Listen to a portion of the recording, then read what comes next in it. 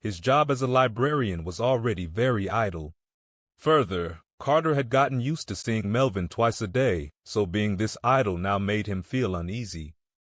He took a cigarette and walked to the opposite infirmary. At this time, Luke was watering the flowers and plants on the balcony, whereas that stinky brat Gavin was back behind the computer again. "So what's wrong with you today?" Carter walked to the balcony and lit his cigarette, gazing towards Gavin as he asked this question, leaning against the railing. "I've got a stomachache today," Gavin cackled, and his hands went back to clacking the keyboard noisily again. Hearing the keyboard noises, Carter suddenly felt something amiss. He walked over to Gavin and took a look. Sure enough, there was an abnormal program running on the computer screen. "Aren't you going to stop him?" Carter asked, straightening his body and looking towards Luke on the balcony. "I can't persuade him out of it," Luke sighed in exasperation. He promised not to reveal it to anyone after looking into it and that there wouldn't be any kind of follow-up measures. Carter's head pounded. "And you're just taking his word for it?" "I swear," Gavin held up 3 fingers. "If the god of Go is fine, I will never cause him trouble." Carter walked back to the balcony, lowering his voice as he spoke to Luke. "All in all, he's still a convict. How can you just let him flout the rules?" "I know this is wrong." Looking at the factory area past the balcony, Luke said, "You might not get it, but sometimes people just can't help themselves." Carter was often unable to control his own mind. Of course he knew what it was like, so he knew that it was useless no matter what he said. However, Luke doing this had given him ammunition. He said, "That being the case, you're also not to stick your nose into my business from now on." Luke knew he couldn't win this battle and didn't compare Melvin to Gavin again.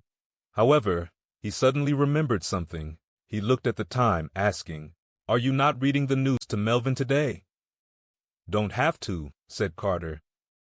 Luke seemed to want to press on, but at this time, Gavin suddenly poked his head out from behind the computer, interjecting, "Oh right, Officer James, is it true that Melvin really can't do it?"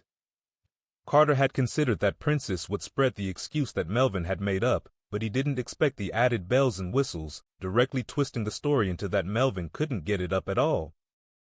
"What does this have to do with me?" The veins on Carter's temple bulged. At this, Carter suddenly got an odd feeling, like he had overlooked something. He kept sieving through his mind, eventually twisting a fragmented thin thread into a thick rope, then held this rope and pulled it. A clear conclusion leapt to the forefront of his mind. On the surface, Melvin did this to resolve the pest that was Princess. But in actuality, while dealing with Princess, he also helped Carter to clear up the rumors. When Carter finally arrived at this conclusion, the whole expanse of his back prickled numbly. Melvin's ploys ran frighteningly deep. But Carter's first instinct wasn't to keep away from him, but to see him right now and ask him if he had arrived at the correct conclusion. After leaving the infirmary, Carter paced the corridor for a while before ultimately deciding against looking for the warden. He even had a fleeting impulse to get the warden to arrange for Melvin to come back. But on second thought, he'd only just chased that guy away yesterday. Getting him to come back now would make him look too spineless. Anyway, Melvin would come to the library during the afternoon break. He could just ask him straight when he did. If Melvin did do all that to help him clear up the rumors, then it wasn't as if he couldn't use this to offset Melvin teasing him. At the thought of this, Carter returned to the library, waiting for the afternoon break to start. Today, however, noon passed, and Melvin didn't appear in the library as he always had. Time passed by the second. Carter kept checking his watch, the impatience in his heart palpable for all to see. He had never known that Melvin would listen to his words so readily. After simply telling him not to come, he really didn't.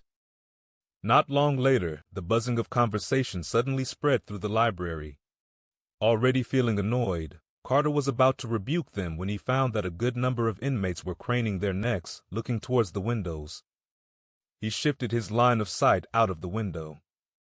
Around 4 people stood at a shady spot on the yard, a replica of the formation they had witnessed the other day.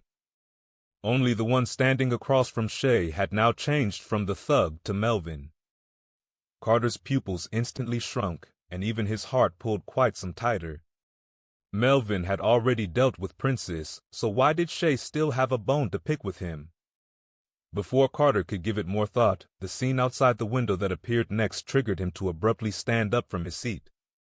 The office chair, following the momentum, knocked into the wall with a dull thud.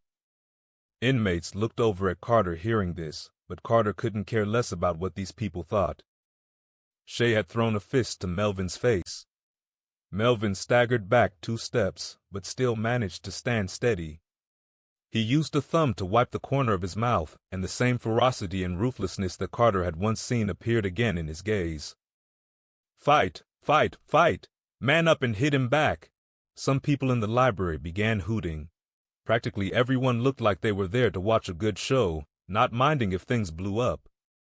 Carter unhooked the baton from his waist and slammed it against the desk surface with a loud bang. He said coldly, "Quiet." The inmates reined in their excitement a little. They stopped jeering so blatantly, but they still stared out of the window with gusto. Carter looked back towards Melvin, with only one thought on his mind: don't fight. Shay had established himself in prison for more than a decade. There were some prison rules that even Carter wasn't aware of. If Melvin really butted heads with Shay, it was highly probable that he would get mucked up so badly that he would eventually be forced to transfer out of Southside Prison. Carter really hoped that such a situation wouldn't occur. He hated that he didn't have telepathic abilities to let Melvin hear his voice. However, at this time, Melvin seemed to have sensed Carter's presence, abruptly lifting his gaze to look towards the library windows. And just like that, their eyes met. They were far away from each other. However, Carter could distinctly see the immediate transformation in Melvin's gaze. The gathered hostility vanished into thin air, and his taut expression relaxed, completely regaining his composure in the blink of an eye. The time that their eyes met was brief. Melvin shifted his gaze away, expressionlessly saying something to Shay. Shay didn't throw another fist but took a step to the side, allowing him to leave. Melvin brushed Shay, heading directly for the admin block. The inmates in the library swore in disappointment, listlessly moving away from the windows. Carter mentally let out a sigh and looked at the time. He reckoned that Melvin should have walked up to the 2nd floor by now. Restless in his seat, he simply walked out of the library to the corridor. Less than half a minute later, Melvin's figure appeared at the staircase. Carter greeted the prison guard stationed on the 2nd floor and got him to watch over the inmates in the library, then briskly walked up to Melvin, looking at the blood staining the corner of his mouth, his eyebrows creased. "Are you okay?" Melvin stopped in front of Carter. "I'm fine." Not taking Melvin's word for it, Carter reached up to hold his chin and jerk his face to the side, inspecting the bleeding wound by the corner of his mouth. After ascertaining that it wasn't major, his tightly furrowed brows finally smoothed out. Melvin was half a head taller than Carter. He was probably taken aback that Carter had held his chin so domineeringly, and a mix of surprise and amusement leaked into his gaze. "Enough yet, Officer James?" "Come with me." Carter tugged Melvin's wrist, pulling him into the infirmary. It was a rare occasion that Gavin wasn't around, whereas Luke was taking a nap on one of the single beds. Seeing the two of them come in, Luke lazily rolled out of bed. He eyed the wound on the corner of Melvin's wound and asked Carter, "Who did it?" "Shay," Carter answered tersely. After he got Melvin to sit on another bed, he helped himself to the first aid kit, going back to stand before Melvin. He asked, "What's up between you and Shay?" "What else can it be? He was giving me a lesson." Melvin cooperatively lifted his chin, making it easier for Carter to apply the medication on him. Hearing the words "he was giving me a lesson" spring out of the mouth of a fierce fighter like Melvin caused Carter to inexplicably sense the grievance in it. "Didn't you already deal with Princess?" Carter asked with a frown.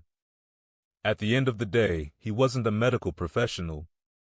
Melvin immediately hissed from the sting the moment the antimicrobial cotton swab dabbed the corner of his mouth. "Officer James, can you be a little gentler?" Melvin objected. "Am I not gentle enough already towards you?" Carter carelessly stuck on a Band-Aid on the corner of Melvin's mouth. "You can ask Dr. Luo if you don't believe me." Luke, seated by a bed on one side, released a lamenting sigh, utterly done with the two of them. He really is being gentler now than the way he treats me. Carter, having pretty much stuck Luke into the bro zone, showed not a lick of gentleness towards him at all. If it was Luke who had been injured, he would only help him grab the medicine kit, at best.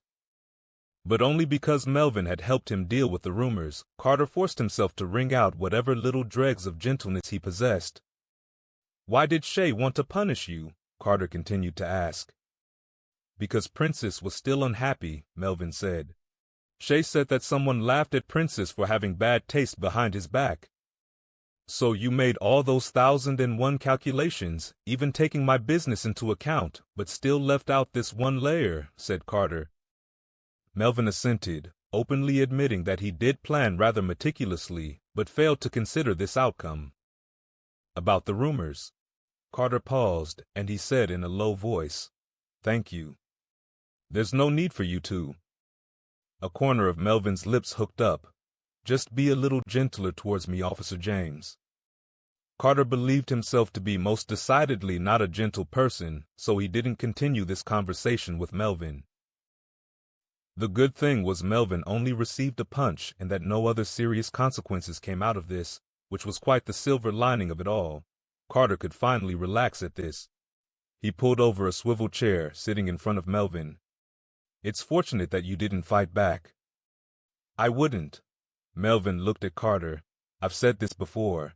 I'll listen to you, Officer James." The last time that Melvin was holed up in confinement, Carter had asked him not to use violence to resolve his problems. Carter suddenly recalled how Melvin had looked towards the library without prompt earlier. He had probably thought of him when suppressing his anger, so inadvertently glanced over. He really did listen to him. "So I told you not to come to the library and you really aren't coming by anymore?" "Otherwise." Melvin tilted his head, looking straight at Carter. "Could it be that you're hoping I'll come by, Officer James?" The more he was looked at, the more unnatural he felt. Carter said, deadpan, "Not at all. It's up to you to come or not." Melvin chuckled and asked, "So does Officer James like me to be obedient or to be disobedient?" "Oi." Before Carter could answer, Luke piped in from the side, interrupting them. "Can you guys go back to the library and flirt?" In Luke's eyes, Melvin was still an inmate. Carter believed that Luke was already giving them sufficient leeway by having held back from saying anything until now. He was going to say that he and Melvin weren't flirting, but Melvin put aside his light-hearted expression, changing to speak in a more serious tone. "Actually, there's also another reason why I didn't fight back." The manner of speaking instantly transformed, as if into a wholly different person. Carter abruptly noticed that Melvin appeared to only speak so casually in front of him. "What is it?" Carter asked. "Shay didn't really put much force into it," Melvin said. "Didn't put force into it?" "He did this." At this point Melvin made a right hook with his right hand in slow motion, sticking it to the corner of Carter's lips, then pushed forward lightly before withdrawing his hand. So what I received was mostly the thrust. Carter's face was pushed to the other side by Melvin. He looked at the floorboards, bewildered. There were countless ways to put it. Did Melvin really have to touch his face like this? It was his mistake for thinking that Melvin was quite a reasonable guy, actively helping to steer the conversation away from the awkwardness when Luke interrupted them. And the consequence of this steering was that he still ended up teasing him, only that he found more legitimate reasons to do so. "Are you saying he did this?" Carter turned his head back, looking coldly at Melvin, and then threw a left hook towards Melvin out of the blue. In fact, Carter wasn't a lefty. He only used his left hand now because the other corner of Melvin's lips were already injured. Naturally then, his left hand wasn't as fast as his right. Also that Carter hadn't been putting his strength into it in the first place. So Melvin merely leaned back slightly without flustering, neatly dodging this left hook. Carter didn't actually mean to hit Melvin, of course, only to scare him a little and reclaim some lost ground. As a result, little did he expect that Melvin would agilely catch hold of his wrist and pull it diagonally backwards, and by the time Carter recovered, he had already turned half around to sit into Melvin's hold. Officer James, are you really going to make a move on me? Words carrying a slight threat drifted into his ears, as if saying that if you're going to make a move, then don't blame me for making a move on you too. Except that the way the two people made a move was completely different. Oi. Sitting on one side, Luke's mouth twitched. I already told you guys to go to the library. Can't you at least show a little consideration in the territory of your ex? His head pounding, Carter breathed out heavily. He forcibly pushed away Melvin's chest and stood up. Come out with me. Melvin followed Carter out of the infirmary, but no more than 2 steps later, he immediately asked, What did Dr. Luo mean by X just now? Carter couldn't be bothered to answer him, walking straight towards the front door of the library. However, as he walked on, he suddenly realized that the person behind him wasn't keeping up. He rerouted back towards the door of the infirmary, only to see that there, Melvin was standing by the door, looking at Luke and asking, Dr. Luo, are you Officer James's ex?